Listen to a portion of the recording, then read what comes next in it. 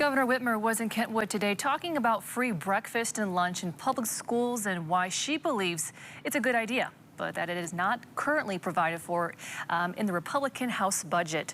My co-anchor and political reporter Rick Albin has been following the budget closely for us. And Rick, with just about 8 days before a new budget now needs to be put in place, where are we at right now? What was the governor getting at today? Well, she was talking about a program that she's been very supportive of, and that's the free breakfast and lunch program that has been put in place, and it's for all students.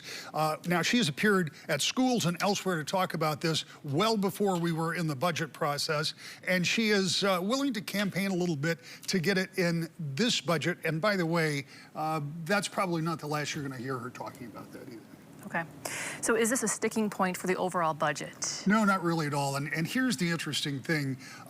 This was a $200 million line item last year. Even if it doubled at $400 million, which I don't think it did, out of an $80 billion budget, this is not really a big deal. But the House Republicans didn't include it because they did away with something called categoricals, what deals with other programs and services. They raised the per pupil spending, but they did away with those. And so this is not a sticking point from the standpoint of dollars and cents, but it's probably one of those things that could be negotiated. So talk about what is the holdup here. I know last week we mentioned roads, right? Right.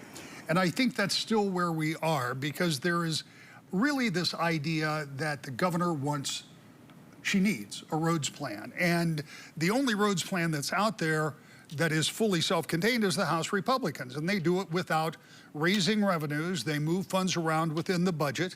And that's something that is a non-starter in the Senate, because the Senate doesn't want to move all those dollars around.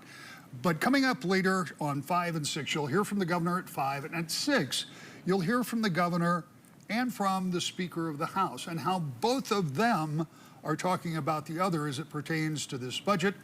It's interesting, it could be telling, and we'll talk about the prospect of getting a budget done.